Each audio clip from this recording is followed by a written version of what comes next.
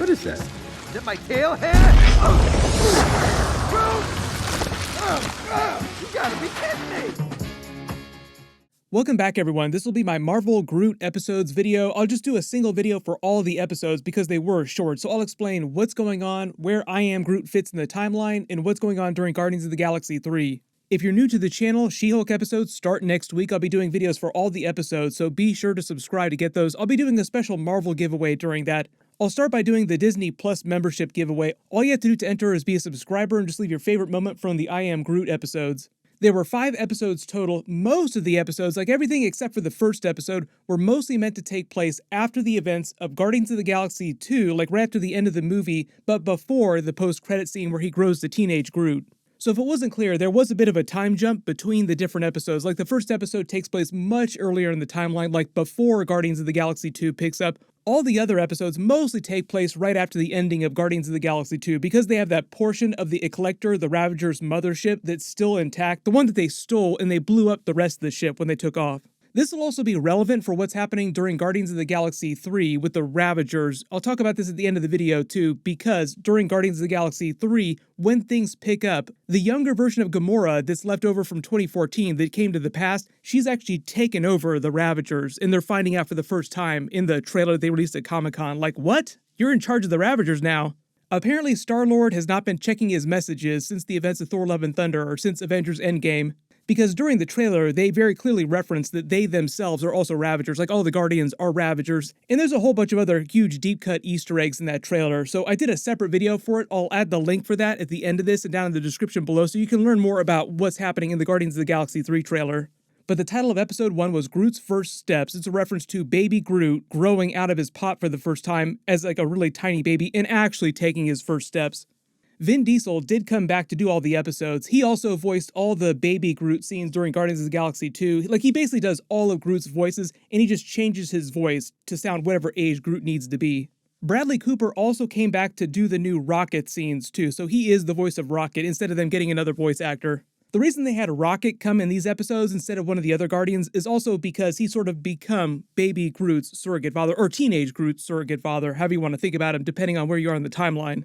James Gunn even revealed that during Avengers Infinity War, when everyone is getting snapped by Thanos and Groot is starting to disappear, he's starting to get dusted, he cries out "Father" to Rocket. He said that when they're filming Guardian scenes, he'll actually translate Groot's dialogue for the other actors, but he won't reveal to anyone besides the actors what Groot is actually saying. Every once in a while, he'll reveal details like that, like during this Avengers Infinity War scene where he's literally calling Rocket his father. During the opening titles, Baby Groot's hand reaches out, breaking the fourth wall a little bit as if he's watching the Marvel logo play himself, speeding it up using the remote control up to double speed with the sound pitched way up high. The closest we've actually come to that in the MCU is in the Deadpool and Korg video, which is kind of in the MCU, but not in the MCU, where he watches a Ryan Reynolds movie with Korg in character.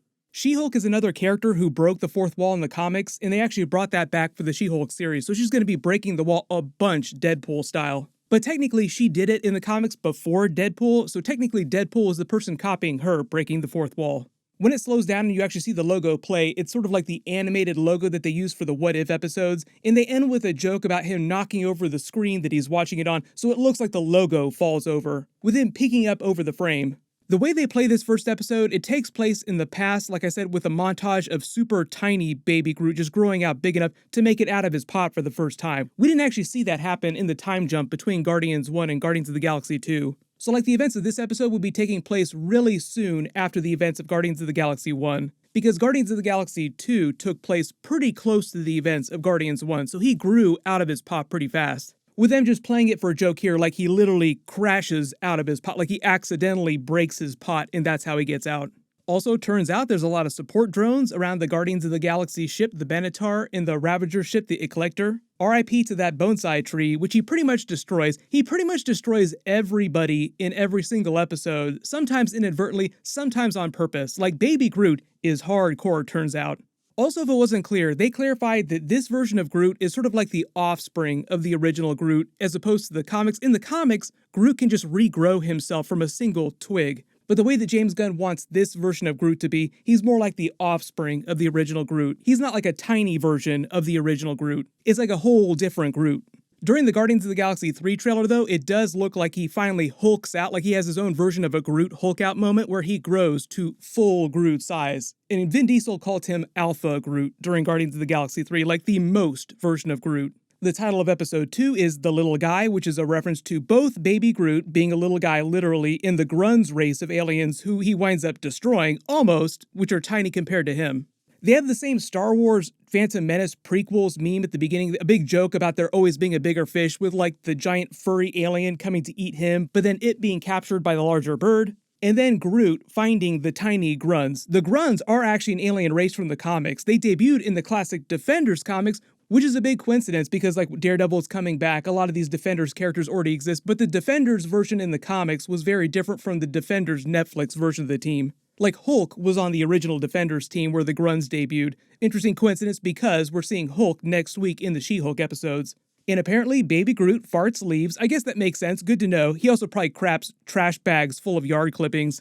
Never really thought about it that way till now, but like we literally see Baby Groot on the toilet, like he's on the can in episode 3.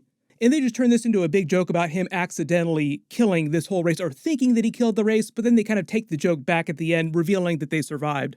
I think so he doesn't come off as quite so psychopathic, but the thing about that though is that he winds up throwing the alien in episode 3 out the airlock, killing it, and he winds up ripping the fur off the other squirrel alien in episode 4. That probably hurt pretty bad. A lot of these jokes with the Grunz just being this highly advanced but super tiny race, like their weapons seem pretty advanced even though they don't hurt Groot that much, is a lot like the Rick and Morty Tinyverse episode where he literally uses an alien race that's like super tiny that lives inside his battery to power his spaceship. Like, you people are nothing to me, you're my battery. Episode 3 is titled Groot's Pursuit. It's a reference to the water-based life form that Groot finds and chases down. Its name is the Iwua. It's not from the comics, but there are water-based life forms kind of like this in the comics. They finally confirmed that he's on the Eclector during the events of this episode. Like I said, this is taking place after the end of Guardians of the Galaxy 2, but before the post-credit scene. And he just finds a broken canister with this alien that apparently the Ravagers have stolen and are going to try and sell off to someone else. It's a little on the nose, but he is wearing Christmas tree-themed pajamas because he is literally a tree-based life form. The wristwatch that he finds seems like a human watch just programmed with alien lettering on it. And when it starts spouting off all the workout jokes later in the episode, when he starts hitting it, I think that's just a reference to Star-Lord's Bowflex jokes during Avengers Infinity War. Like, it's just jokes about Star-Lord trying to stay in shape. The book that he winds up reading on the can is apparently about Thanos and a bunch of other aliens. Apparently there's a bunch of merch out there around the galaxy, around the universe with Thanos on it, like it's a very common thing.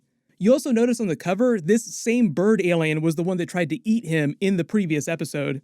He and the alien wind up having their own dance-off like the end of the first Guardians of the Galaxy movie, like a supersized version of that, after which he just gets bored of it and sends him right out the airlock. So I hope his race can survive in the vacuum of space. But like I said, Baby Groot is hardcore. Episode 4 is titled Groot Takes a Bath. It's just a reference to Groot gaining all the extra power when he stays in that special alien water. Like it's somehow a little bit different from regular water and gives him this extra power up that just causes him to grow uncontrollably.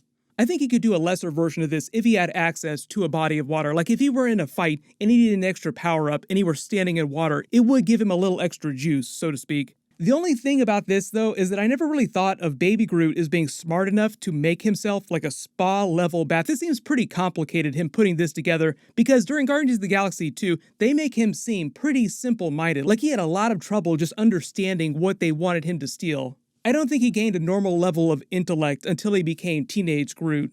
I actually kind of thought because he killed the alien in the last episode, throwing him out the airlock, that he killed this squirrel alien too, but he just ripped the fur right off of him. So I guess it's a form of mercy, but you have to imagine that him ripping the fur off of a creature would hurt really bad. The last episode, episode 5, is titled Magnum Opus. It's just a reference to the painting of the Guardians of the Galaxy that he tries to make using items that he steals from all over the ship. You notice the Jansport backpack in the Alf comic book. Those are both from the 80s because they're both Star-Lord's belongings from when he was a child. Like some of his belongings from the 80s has survived. Like Ego the Living Planet smashed his tape player in his awesome mix that his mother had given him, but some of his stuff has still survived to present day. He steals some of Rocket's tail fur, circuit boards from the ship, Drax's soap. Some of the stuff is actually really critical components, like he steals some of the fuel cells that Rocket had stolen from the Sovereign, setting off the whole Adam Warlock plot in Guardians of the Galaxy 2. This is what Will Poulter's Adam Warlock actually looks like in Guardians of the Galaxy 3 in that trailer from Comic-Con. He actually looks like he's going to be pretty badass. That isn't the soul gem in his forehead. That's just like something different. It's probably kind of like a White Vision situation where White Vision doesn't have the Mind Stone anymore. He has like a different power crystal that's replaced it. This is Star-Lord's boot with the rockets on them. Him detonating the explosion is also just another callback to him hitting that bomb that blew up Ego the Living Planet. Then Bradley Cooper's rocket shows up. Like I said, it is Bradley Cooper coming back to voice new dialogue, after which he gets thrown out the airlock almost. Also turns out Rocket wears eyeglasses. I've already done a much larger video for the Guardians of the Galaxy 3 Comic-Con trailer, so I'll add a link below in the description and at the end of this so you can rewatch that. But the whole idea with Guardians 3 is that it's more about Rocket's origin story. We got a little taste of that in the first Guardians film, like he's from Half-World. He was created by the High Evolutionary. The High Evolutionary in the MCU is going to be played by Chukwudi Iwuji from the Peacemaker series, so a lot of you will recognize him from Peacemaker. They pulled a full-on Loki at the Marvel Comic-Con panel where he came dressed as the High Evolutionary in full character, as if he were the actual character. It was actually pretty cool. Call me Sire. Oh, okay. I'm pleased to be here. As I gaze out at this crowd, I am reminded of my sole purpose in the universe: to take unevolved, disgusting, low-life scum such as yourselves and enhance you genetically to something less reprehensible.